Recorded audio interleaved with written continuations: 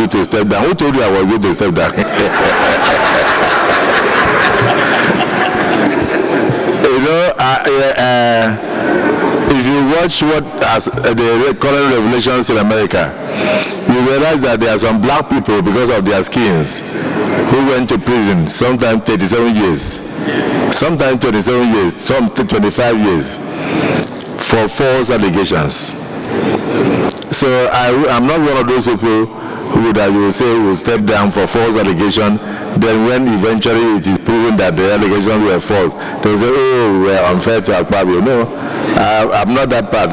So if you had that in mind, please cancel it. So having said that, I must thank you for the words that you have spoken today. But I also know that in the course of your speech, you did not indict, but you reported the Honourable Minister of Defense to the Senate. I think the Senate will look into that issue. If the Honourable Minister of Defense has any objection or any issue with any resolution of the Senate, he shouldn't do so in the market. He should get in touch with the Senate President or the Senate elders. Senator Nengi, I think I'm speaking your mind. He should get in touch with us, not to go and speak in the open. And it will amount to executive, legislative brouhaha. So we will take that up at the appropriate time. So I thank all my colleagues. I thank you for the confidence, and I assure you that we'll continue to do our best. But most especially, the credit goes to the 10th Senate for remaining focus.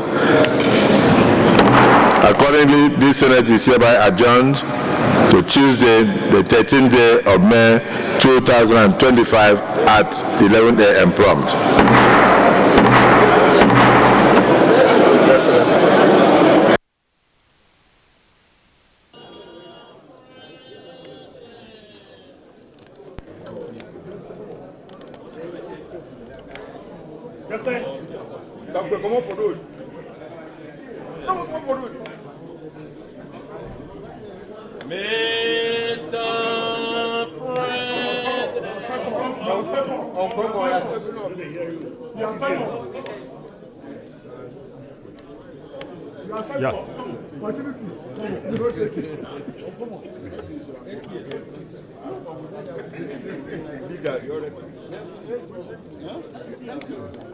Leader.